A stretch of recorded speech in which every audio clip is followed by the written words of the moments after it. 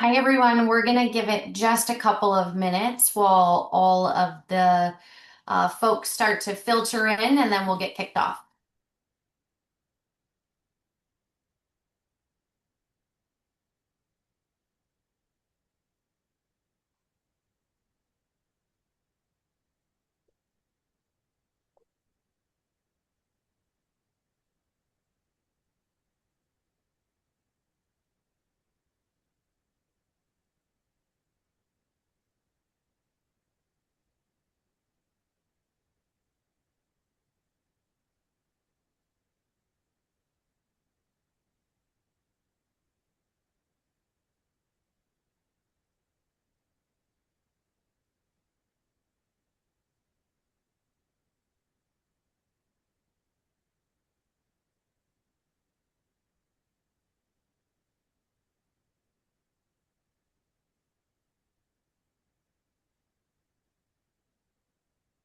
Okay, it looks like we have a good number of participants who have been able to join the webinar. So we're going to go ahead and get started. Welcome, everyone. Thank you so much for joining us today. My name is Heather McLaughlin. I'm the EVP of Growth and Customer Success here at Opteon. On behalf of our entire team, we're really glad to have you with us. Before we get into UAD 3.6, I just wanted to take a moment to introduce Opteon. For anyone who's on the call who has yet to work with us, we truly are your appraisal ecosystem partner. What that means in practice is that we bring together three things under one roof: industry-leading appraisal technology platform in Jaro, a full-service AMC, so you have access to a broad suite of valuation products and a managed panel of appraisers, and our own in-house staff appraisal firm for when you need direct, accountable capacity. The reason we built it this way is simple. Every lender is different. You can select what works for you, and we can build the solution you need. Our unique combination of tech, panel, and staff is what makes us genuinely different. So on to a couple of quick housekeeping notes before we start. We are recording today, and you'll receive the link within 24 hours, along with a cheat sheet that you can share with your team. Please use the Q&A panel to submit questions at any time. We have a dedicated Q&A at the end, and we'll get to as many of those questions as we can. If you submitted a question when you registered, we have it, and we'll make sure to get through as many of those as we can as well. All right, let's get started. I'm going to introduce who's with us today. Joining me from the Opteon team is Will Salis, our head of product, who works directly with teams like yours every day to make sure the appraisal process runs smoothly on your end. We also have Summer Beckham, one of our producing staff appraisal area managers, who's going to give you an honest, firsthand look at what UAD 3.6 looks like from an appraisal in the appraiser's chair, understanding the learning curve, what's genuinely different, and what your team should understand about the transition. All right, let's get into it. Will, for the lender teams on this call, how do you suggest they think about their own preparations going into November? Yeah, well, what we found works is thinking about it in three stages. So first, you need to understand what has changed and why. Then you need to build the skills, update the tools, put the processes in place that allow your team to actually work in this new environment and with the new report. And then you can execute with realistic expectations, knowing that there will still be a learning curve and with the ability to service your pipeline without disruption. There's more adaptation from an appraiser standpoint, and then compared to what the reviewers and intended users will receive in the final output. And we feel that the teams that will struggle will be the ones that try to jump straight into the execution stage without doing these first two stages, where the ones that land well will have done the work up front. Great. Let's get into the report itself. Can you walk us through the structure of UAD 3.6? Because I think for a lot of teams, just understanding how this report is organized is a big first step. Yeah, 100%. UAD 3.6 has 29 sections, but not every section appears in every report. There's 18 common core sections that will always be present, regardless of the appraiser, the property type, scope of work, and 11 conditional sections triggered by the property type, scope of work, or assignment characteristics. So if a reviewer opens a report and the section isn't there, That's not an omission. It just wasn't applicable, sorry, for that assignment. But there's also this flip side to it that will be there, especially in the transition, and your reviewers need to know this form well enough that when something should be there and isn't, they catch it. That requires genuine fluency in the new URAR, understanding which sections are conditional, what triggers them, what data fields to expect within each one. That's not something you can pick up on the fly when a file is right in front of you. The resources to build that fluency exist. Appendix C from the GSCs covers a full printout of every potential section and data field possible. Appendix F covers the enumerated options and requirements. And cheat sheets like the one you're looking at now are great to help with day-to-day references to help a guide and to understand and process where everything lives. You'll need to know this report as well as the appraisers completing it. But the one benefit is that as a contract or as an outbuilding or manufactured home comes in, those pages file in very cleanly and in the expected spot. Yeah, great. Let's start walking through some of the sections that we think are going to stand out to reviewer teams. Where do you want to begin? Yeah, I'll first start with defects, damages, and deficiencies because this is one of the areas where the new form is genuinely better. And with a basic understanding, 3.6 uplifts this experience for the end reader and how they can understand what is being flagged or what needs to be done for that recommended action. In the legacy form you're seeing now, property issues may surface as a brief comment in the improvement section. They may be tucked into the reconciliation or easy to miss if you're not looking for it specifically in the addendum. Or they may show up in in the addendum buried in narrative commentary that could run pages long and trying to find that exact comment. Sometimes the only place to truly understand the repair needed was in the photo labels or captions in the back of the report, and that put the burden entirely on the reviewer and ultimately the borrower to hunt through all of it and piece together and understand what needs to be addressed. And this caused frustration for reviewers, borrowers, and appraisers alike. In UAD 3.6, this changes completely. Defects are now captured individually within the relevant section with structured fields for the feature, description, and whether structural integrity is affected, along with recommended actions. Those individual entries then aggregate automatically into the summary table, which is the summary page is the first section of the report, and the reconciliation pages. So your reviewers get a consolidated view without having to hunt through the report. Photos are labeled directly and attached right within the section's exhibits, so they're tied to the specific defect rather than sitting in a bulk addendum. And appraisers now also have the ability to include a cost to cure and comments within each entry. Everything your reviewer needs, the observation, the context, the recommended action, and the supporting photo, it's all in one place. If a report is as is, reviewers will also now find a cost to cure structured area in the comparable grid so that any cost to cure item or adjustment will be added consistently from appraiser to appraiser. So what we know about 3.6 is that organizational structure is really a theme across the whole report. What does that look like when you get into other sections as well?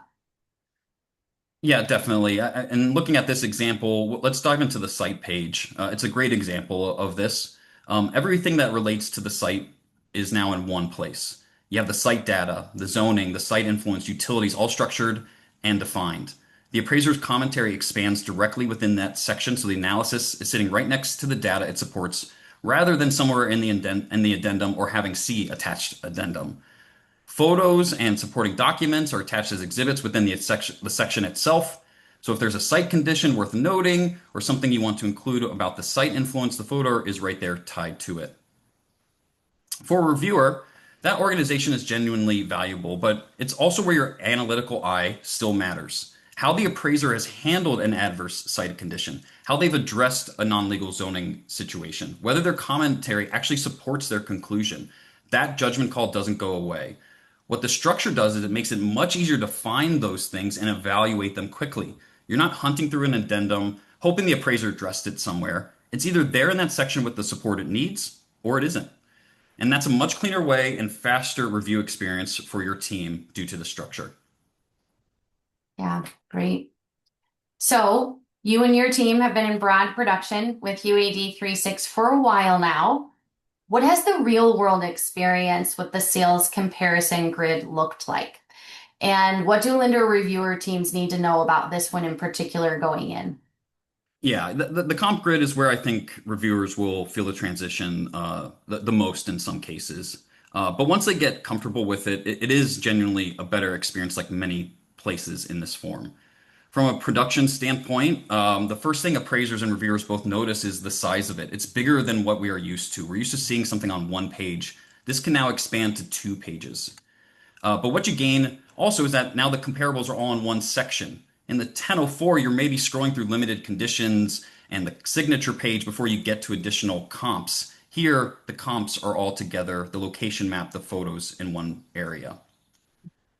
There are core fields that will always be present and dynamic fields that the appraiser can add based on assignment, similar to the structure of the entire 3.6 report. So the grid can vary from report to report, and your reviewers need to understand that the structure rather than expecting it to look identical every time. One of the real upgrades in production is the quality and condition ratings. Having interior exterior reconciled are now broken out separately, which gives your teams a significantly more data to work with rather than a single overall rating, commentary, and photos to understand it. Complex assignments, ADUs, different property types, varying scopes of works, they're all handled more cleanly now. They have their own homes and sections in the comp grid. And there's a nice addition where comparables that weren't used but were analyzed are captured. As we look at this example, we can see that the dwelling section can have as many as 10 to 15 enumerated options. But when we look at the output of the report on the left side, the appraiser only included 3 of these options. You can see on the right, townhouse end unit, townhouse back to back, townhouse location. These are particular to a specific type. So that section can appear or have certain information that may pretend or pertain to that property or comparable. And so there's a little bit of that gray area dynamicness that we need to make sure that we're familiar with, and then ultimately start to understand the analysis behind those adjustments. It's great. And I know we've derived a number of production and side-by-side reports over the last few months. Mhm.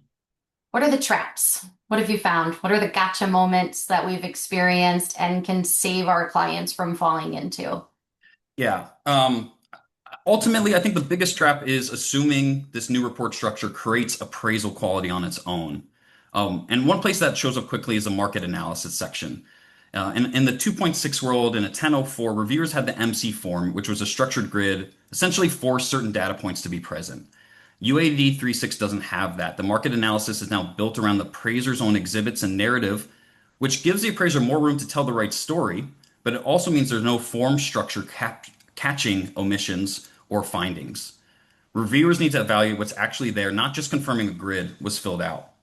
And that kind of carries over into the report broadly. The right comp selection, the support behind time adjustments, explaining how an adjustment was derived rather than stating what it is, analyzing concessions, reconciling measurement difference between the appraiser and public record, confirming MLS and third party data. None of that is automated by this new format. It still has to be there.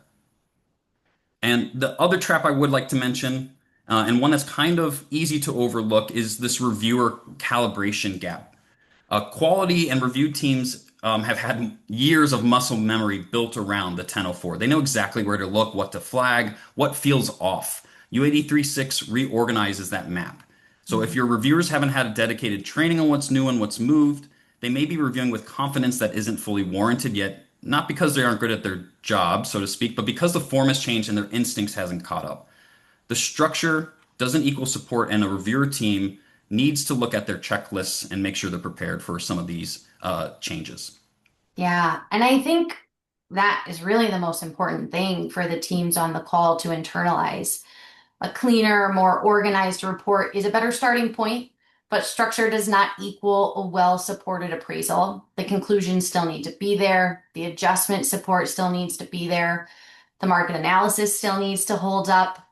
What UAD 3.6 gives your reviewers is a much clearer map of where to find those things, but your team still has to do the work of evaluating what's actually in them. And honestly, that's worth keeping in perspective as we go through this transition. Just think about how long it took appraisers, reviewers, all of us, and systems to get fully comfortable with the 1004 that we're transitioning away from. That form really became second nature over years of use. Our workflows, our checklists, that muscle memory you talk about of knowing exactly where everything lived. UAD 3.6 has some of that familiarity to build on, but it is meaningfully different form. Appraisers are still developing their fluency, and reviewers are still going to be calibrating. Internal guidelines are being rewritten, and of course, the technology is catching up. I think all of that will iron out over time, but we're in the early innings of that process, and going into November with realistic expectations about where the industry as a whole is in that curve is important. The structure is there, is the support and the analysis. That's what your teams need to stay focused on. So, Will, then, as we look ahead, what does the quality and tooling landscape look like for UAD 3.6? Are there things coming that lenders should be aware of? Yeah, definitely. It's catching up in real time. And similarly to how we're seeing appraisal software and LOS systems prepare, so are our quality tools. UAD 3.6 has such rich, more structured data, and that model opens the door to quality tools that simply weren't possible with the old forms. There's API compliant based compliance checks built directly into appraisal software. There's improved CU capabilities becoming available at the AMC level. And the goal across all of it is the same. When a file has an issue, can it be caught earlier, communicated more clearly, and resolved faster? Less back and forth between the appraiser, AMC, and the lender, and better shared understanding of what is being flagged and why. One of those most tangible places you can see that improvement is right here, the updated UCDP submission summary report, the SSR. What you're looking at is what lenders and AMC see on submission now for 3.6. Notice what's here that wasn't before. There's much more data we can extract from how UAD 3.6 is delineating what a property is. Property valuation method, the construction method, ADU data, assignment reason. These are fields populating directly from UAD's expanded data schema. This means from the very first page of the SSR, your team has some meaningful context about what kind of report this is before they ever open it. A traditional appraisal, a site built property, or refinance all surface immediately, and the CU risk score is now presented visually at the top on a clear low to high scale. And here's what it also looks like in practice. What you're seeing is an actual SSR findings page, and notice how it's much more navigable than it was compared to what your teams were used to. Findings are now organized by category: system findings, UAD compliance findings, and Fannie or Freddie proprietary findings. Each one carries a severity level, a message ID, and critically a report section, subsection if available. It touches on if what property was affected, if it was the subject or the comparables. And again, on the right side, we can see those different sections of where it could actually be found within the report. Look at something like FNM 211.9, which is the bottom one we see at this page. The C3 condition rating flag. The SSR can tell you that the reported year built and update status don't support the rating assigned. What it cannot do is make that call for you. Someone still has to go into the report, look at what the appraiser documented, and determine whether that rating holds up. That is something in the human review and touching and experience that doesn't go away. And it's worth keeping in mind broadly as we move through this transition. Some of these findings will be software catching up. Some will be underwriting guidelines that haven't been updated yet. Some will be genuine appraiser errors, and some may reflect GSE rules still being refined. The GSEs have tested these rules in a testing environment, but the live one needs full submissions and scenarios and data to confirm if these rules are truly firing. We have seen in early production that the GSEs have needed to update rules for us. Mm, mm. Yeah, this is great. And if I'm a reviewer, I particularly love that I can specifically see in there in those findings, the report section and the subsection. I know exactly where to go look on the report now to understand where that warning is firing. That's great. So, can you talk us through what that means for internal guidelines and checklists? A lot of the Mhm. lenders on this call have review processes. We obviously all built them around legacy UAD. hmm Yeah, exactly right. I mean, even looking at existing checklists, while they may cover something similar, there's term changes such as location is now site influence. They're structured into where those pieces of data are organized. So market information on a 1004 may be on page one, on top of page two in the 1004 MC. That is now all in the market section cleanly. Bedroom bathroom counts are no longer split above and below grade. They are aggregated. So if your guidelines references above grade bedroom count specifically, that field doesn't exist in the same way anymore. And those are just a few examples. There are many more, as you can see on this grid, from some of our findings of how they differ from 2.6 to 3.6, and some of the reviewer guidelines or guidance that we think should be adopted when attacking or approaching some of these sections. And so when we look at practical steps for your team, honestly, a line-by-line audit of your current checklist, mapping every area to every section of UAD 3.6 equivalent is a great step. Most likely, a lot of your questions will still convert over to the new section. They just need to make sure they have the right verbiage or place. And the second step, an additional step is just looking at that dynamic approach. If it's this property type, then check for this section. If it's this scope of work, then expect these fields. If this section is present, then we need to verify this data. Building some of that conditional logic into your guidelines now before you're doing it under pressure with live files can help separate teams that transition smoothly from teams that can struggle. Yeah. So let's pull out some of the big lessons that we've learned from what we've just seen, Will. If you had to give lender teams three things to take back from these files, what are they? It's a great question. First, I would say fluency in the form will pay major dividends beyond just reviewing a single file. One thing in that when you're getting used to the report, when you train on the summary section 1 for a single family, you're actually cross-training against different property types and scope of works. Hmm. Building this fluency can also extend to being familiar with the Appendix C, the Appendix F, and other resources like the cheat sheets you've seen today. Those are not one-time references. They may be tools that your reviewers will be working with regularly until the form becomes second nature, or some of your tools and information you can extract to the report catch up. Once your team generally understands the structure, the conditional logic, where everything lives and why, the knowledge then feeds directly into better internal guidelines, clearer direction back to appraisers, and more confident review decisions. The second thing I would say is consistency and organization of UAD 3.6 actually gives lender teams something they haven't before. It's a reliable foundation to build review systems on. Because the structure is standardized, you can now write reviewer training, internal checklists, and appraiser feedback about a predictable framework. That was much harder with the legacy form, where page 1 of the appraisal that was delivered in the PDF could have been a cover page, or a table of contents, or page 1 of the URAR, or the USPAP addendum. That was very difficult in legacy. And so now, where appraisers can't adapt a report to their own style, we can use that to our advantage in training. I actually think it's great even for trainee appraiser training. Hmm. And the last thing is garbage in, garbage out data still applies. The new form is cleaner, more organized, easier to navigate, and the comp selection, the adjustment rationale, the market analysis, this still has to be there. Your reviewers need to stay just as sharp on that substance as they were before. Right. I think this is exactly the kind of on the ground insight that's hard to get anywhere else. Thank you, Will. We appreciate that. Let's now bring in Summer because I think hearing the appraiser's perspective is really going to complete this picture in an important way. Summer, I want to give you the floor here. You are in this every day as one of our staff appraisers producing the new report, but also as a leader getting your region of appraisers ready as well. Before we get into specifics, just honestly, what's the transition been like? Yeah, absolutely. First of all, thanks for having me and giving me an opportunity to share what it has looked like from the appraiser perspective. As you said, I see it every day myself working through these reports, but also with my team of appraisers, that I'm overseeing their day to day and how it's affecting them.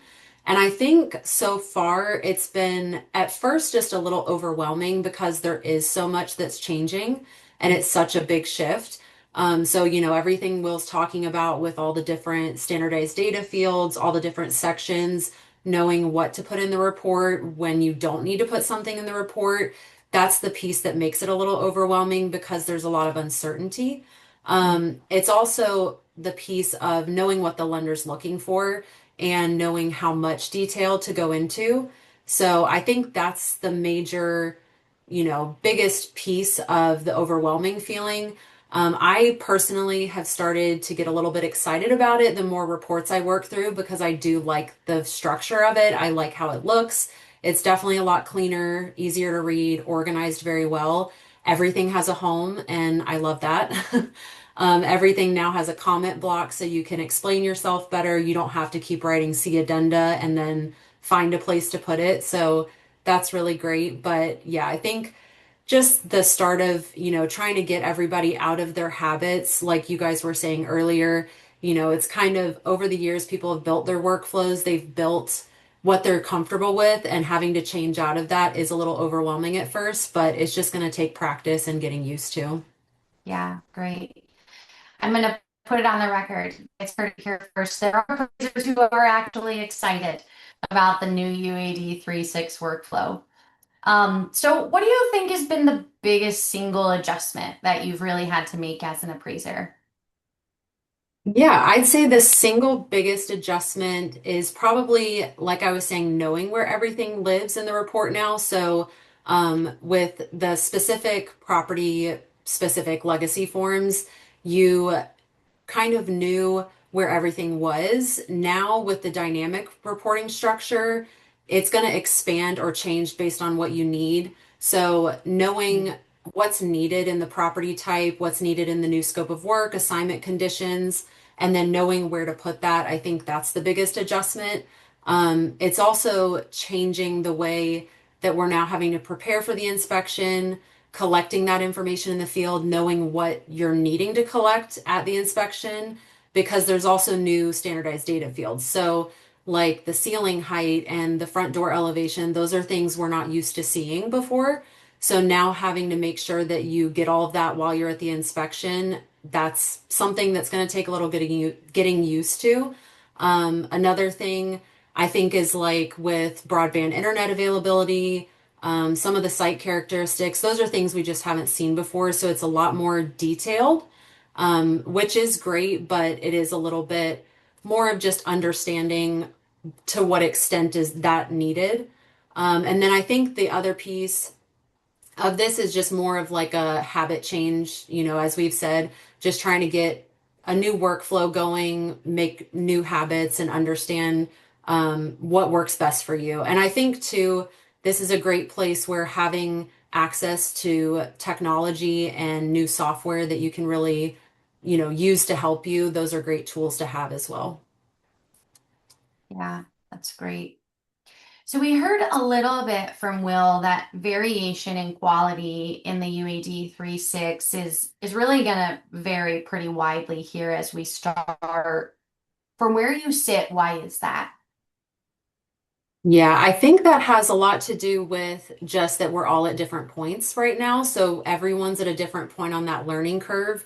There's some appraisers that have seen this for a longer time than others. There's some that have access to, like for example, with Opteon, we have access to the Jaro software that's really prepared us for this transition. There's some people that work in different markets that maybe have clients that have moved faster in adopting the change as well. So I know from an area manager standpoint, I also have appraisers that they've had a lot more files come through that they've been able to get experience with and hands-on exposure with. And then I have some that are in markets that they just haven't seen any right now. So they've been testing some files, but they just haven't done like actual live orders yet. So I think that's a piece of it. I think another piece of this too is just learning, we're having to learn the standards in real time too. So trying to balance, keeping up with turnaround times, trying to balance learning everything all at once too. It's not that it's a lack of care about the new standards. It's just that it's, like I said earlier, a little bit overwhelming trying to get used to what everybody or what the lenders are going to be looking for. So yeah, I think it's just kind of a mix of both of that. But like I said before too, I think at Opteon and with Jaro, I feel a little bit more prepared. I think we've had a lot of the training resources, so and the technology that has positioned us really well for this change. So yeah, I feel pretty good about it. But there are a lot of people that are at different points, so I think that's where that variation comes in. Yeah. I think the question that a lot of lenders on this call might want to ask right now is, what do you wish they understood about what appraisers are going through right now? Yeah, I think that I would say that we are really trying to get it right. We understand that this is a big part of not only our process, but the lending process. So it affects more than just us. So we're just looking for some clarity, some consistency from the lenders on what they're looking for. And I think the better we're more aligned up front, the better overall, the smoother the transition will be. Yeah, excellent. This is really such valuable perspective, Summer, and honestly, one that always doesn't get enough airtime in these conversations. So thank you. We really appreciate you being direct with us. Before we get into our Q&A section, one thing as a lender, I can't stress enough that we should be focusing on as you gear up to go live with 3.6 is relying on those appendices from the GSEs. So again, those are Appendix C and Appendix F. They are crucial. They're really going to be the best resource to rely on in order to get familiar with the report. What's conditional, what's not conditional, what enumerated options are available now instead of prior abbreviations. Where do sections and data and fields live? So spend a lot of time and get used to those appendices as they will help you learn, not just now, but as guides as you start having live reports come in for your team as well. I just wanted to get this out there. And we will, of course, include links to those in the information that we send you so that you can review it at any time. All right, let's open it up for Q&A. We did have a few questions that came in throughout the sessions, but we had some great ones submitted in advance too. So let's go get them. Okay, the first one. I think this, Will, you can take this one. How different is the UAD formatting for things like transaction type or functional issues?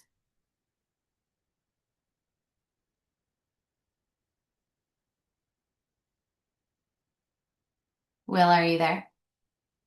Thank you. I jumped on mute when someone was.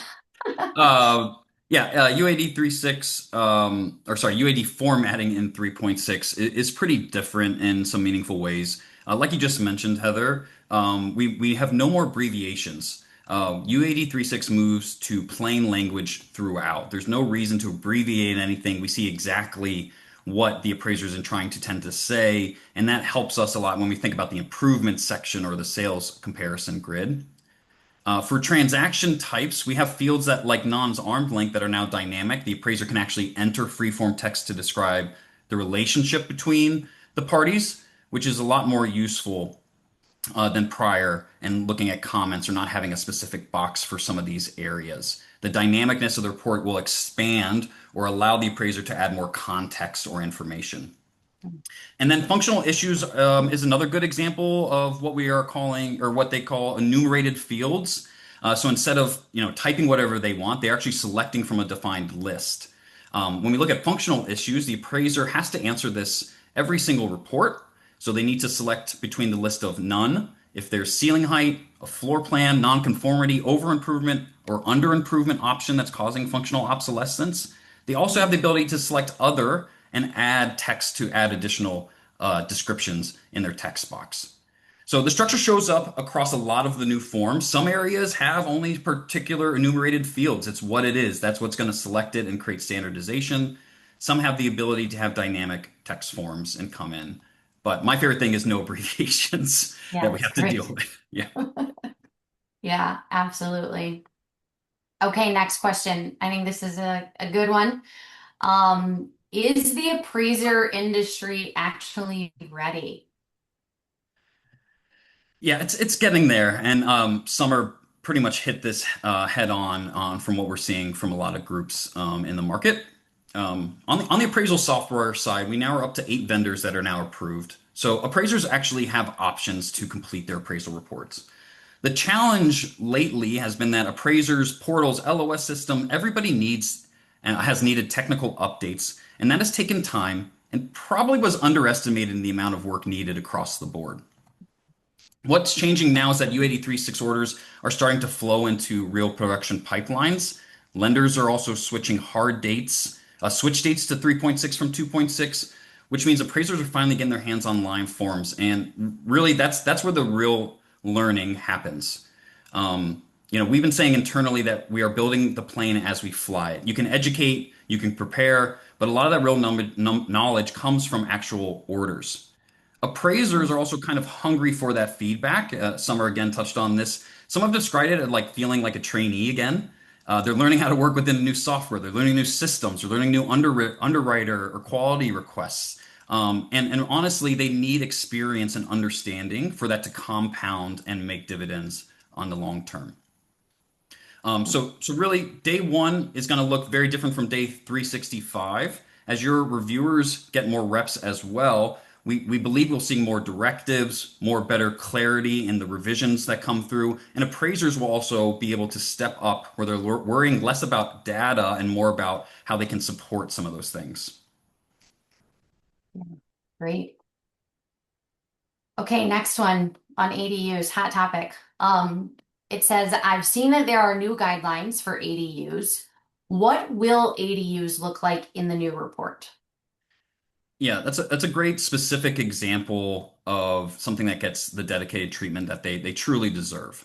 In 2.6, they were kind of an afterthought, and now they're being explicitly called out throughout the report. So appraisers can delineate within their dwellings or what's on the property where the ADUs are. They have their own separate dwelling interior pages with information related directly towards those.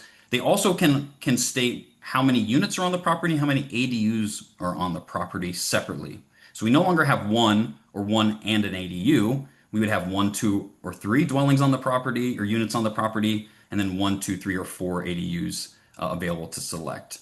The Hmm. GSEs have expanded their guidelines now to be more than one on ADU on a site. And a big part of that is because what 3.6 can do in determining and getting those pieces of information out clearly.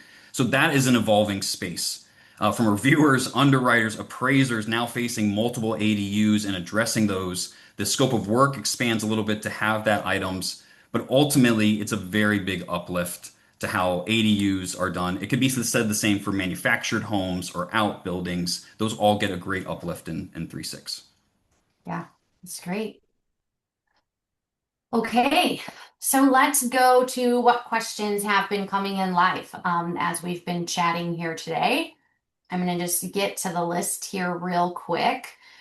First question, is the UCDP run mandatory in 3.6? How about CU? Do you want to take that one, Will? Yeah, the reports will need to be submitted to the UCDP. There's obviously differences of who runs like the SSR and where those submissions are made. So some may have the AMC do it, some the lenders may prefer to do it.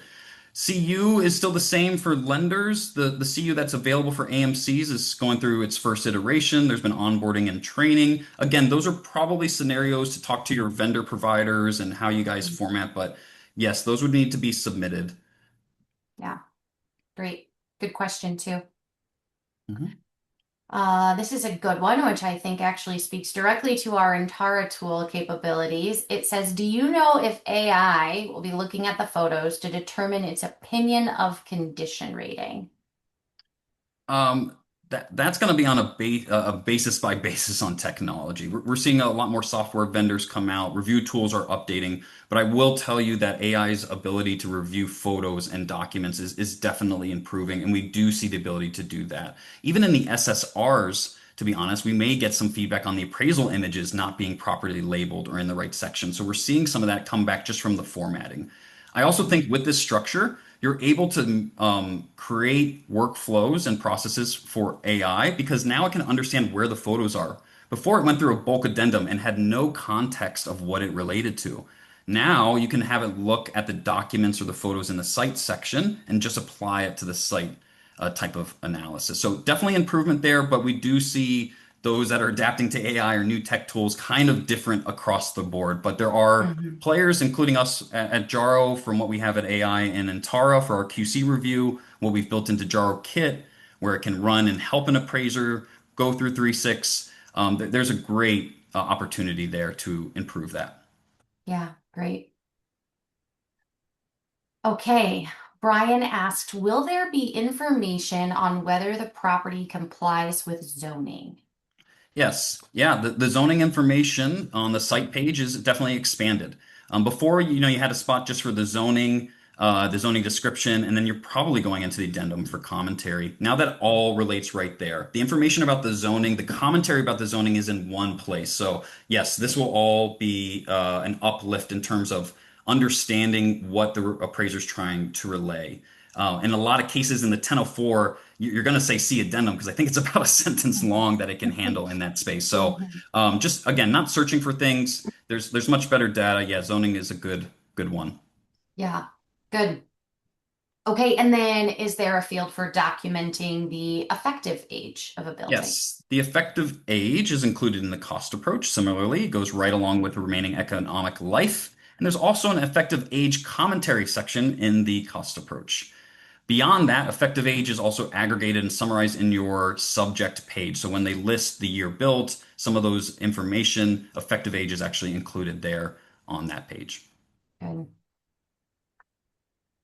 Okay, so are there hard stops to keep an appraiser from finishing the appraisal if data is left out? Yes and no. This is where the dynamicness and conditionality comes into play. There are certain things that are required. There are certain fields, sections that are if relevant, to use the GSE terms. It depends upon the scope of work, what impacts value for the appraiser to include those. Those are the areas that will be tough sometimes to judge on because you have your common core, your required areas, but some of these conditional areas, if it's a waterfront property, if there's an outbuilding, if it's an ADU, those may be different. And that's again where I think a lot of the learning is coming from the appraiser and reviewer side. And as we get more experience, we'll understand some more of those cases. But yeah, it's sorry, I'm reading the chats here to see, but Yeah, the question no, wasn't put there. it's good. It's good. Yeah. Okay. Are the SSRs still going to flag the appraisal for unacceptable appraisal terminology? So that's a great example of why we are looking to have a lot more submissions. We are so early in the stage that, a lot of, especially the early reports we're doing at production, may be ones that are cherry picked to be easy ones to complete and Mm, get through the system. So over time, I think those will be things that kind of will evolve. yeah, for sure. What would you encourage lenders to proactively add to their engagement letter to support appraisers during UAD 3.6? Yeah, I think this would relate to spending time on the conditional and some of those unique fields. You're going to have, if you think of oh man, I can't think of the term, but if you think of the majority of the items, you're probably going to be covering those or have an idea of how to get to those places. I would be really cognizant of these conditional areas. If it's waterfront, has the appraiser added the waterfront section and data fields in the comp grid? Things like that. And as we go through time, I do anticipate, 3, 6, 9 months into the transition and mandate that we'll have a better understanding of some of these areas. Again, building the plane as we fly. We may not have every rule or every directive, but a lot of our learnings will come into play. And I think, again, appraisers are hungry for some of that, to have that Mhm. guidance and know what they need to deliver in their data payload. Yeah, for sure. I'm going to add on to that one. You will have heard Will mention earlier in our call one of those optional features that exists now being the list of comparables that were analyzed but not selected. That's something that's not a requirement in the report. So as a lender, if that is something that you always want in your reports, or you always want it on specific property types or specific transaction types, maybe it's a purchase and you want to be getting ahead of any ROVs by making sure you have that, what used to be considered a farm list inside the report. That is something that's completely optional. And so if that's something that you want to have in the report, you would want to make sure that that's in the engagement letter that's coming over.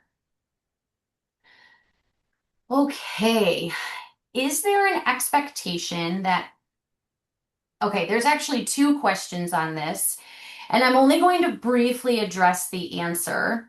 But essentially, there's two different questions about anything related to pending appraiser fee changes. Is there an expectation that AMCs and appraisers will increase their fees based on the updates or the amount of time it may now take to complete a report? I'm going to say this is another area where, because appraisers have not yet, at a large scale, spent time learning these and completing these reports in production, it's really early to be able to tell whether there is actually going to be a significant time change component in the work that the appraiser is doing. Yes, there are some new data collection requirements that may take a little bit longer for an inspection. But there are also things that create a lot of efficiencies when you're actually completing the 3.6 report after your inspection. The conditionality makes things a little bit different. So I think it's going to take us a little bit time for the appraisers to get used to the new process. We as an AMC will be monitoring it very closely to understand if there are behavioral and time changes associated with the appraisal that would warrant a fee increase. So I know that that's a non-answer, but I think we're just a little bit too early to jump into assuming that there are going to have to be fee changes for this. I think we're all going to have to be a little bit open to having the right conversations around what the changes might look like as we learn more and complete more reports, honestly.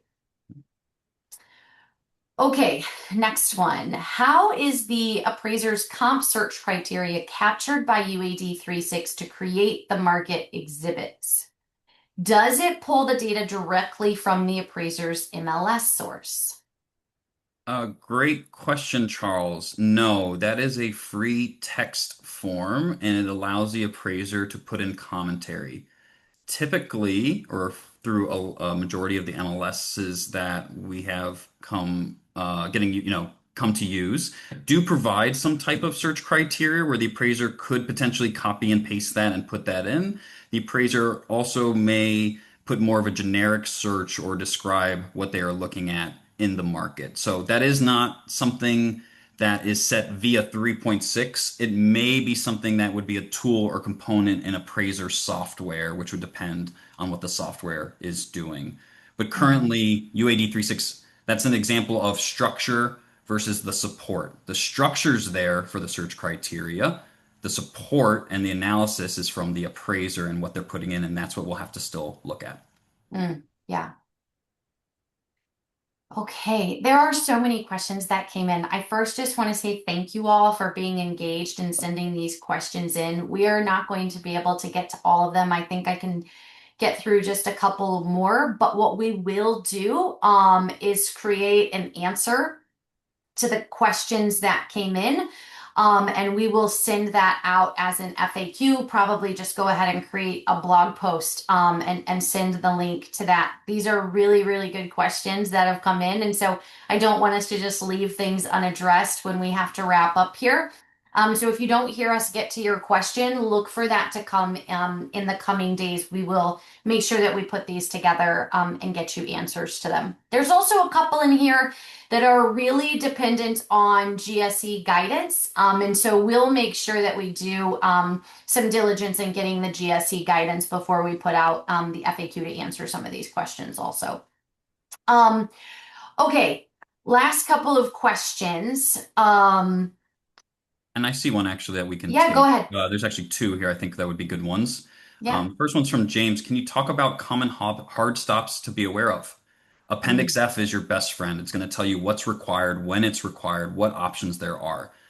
There's two versions of Appendix F, an Excel and a PDF. The Excel goes more into depth just specifically on the comparable grid. The PDF is what we are referencing and is a great resource. So when you want to look at common hard stops, you can actually look at them section by section, field by field. So great resource there. And then from Samantha, so from what I'm hearing is a single family, a condo, 2 to 4 units, they're all going to be using this same form. Yes, for GSC appraisals, these will be utilized as one form. The 1004, the 2055, the 1025, the 1073. There's 10 legacy forms that are coming into this report. They all will follow the same structure. So again, when we do a condo, a condop, a manufactured home, a 2 to 4 unit, it's going to be in the same structure. Section 1 will be the summary, and so on and so forth. So a great uplift for consistency from appraiser to appraiser, property to property type. And again, that's also for scope of work from an appraiser inspecting the interior, exterior, hybrid, exterior, desktop. Mm, yeah, that's good. Okay, I think we can take one more from this list. Oh, this is a good one. Um, does the Control F function still work to search UAD 3.6? If you're reviewing it as a PDF, so depending on how the software, what format your software puts it into after you receive the appraisal on your side, if it's a PDF, you can still use the Control F function just like you would in a PDF document today. But definitely take a look at what that review process is going to look like on your side. This is a good thing to make sure that, we're understanding and connecting with what is our integration platform for appraisal ordering going to be pushing into our LOS, and then what does that format look like? If it's a PDF, yes, it should function the same way. Yep, just tried it. It works. Yeah. Okay, perfect. So again, we could honestly go at this all day. I know that there are still a lot of outstanding questions. Again, we will work and ask you, but truly, I think, we can take one farther than that for you. So before we wrap, I want to make sure you know what's available to you after today. Everything that we covered today, the submission summary report changes, the file examples, the appraiser perspective, that's really just the starting point. Every organization is different. You have your own nuances, your loan mix, your review process, your training baseline, your guidelines. And this general webinar can really only go so far.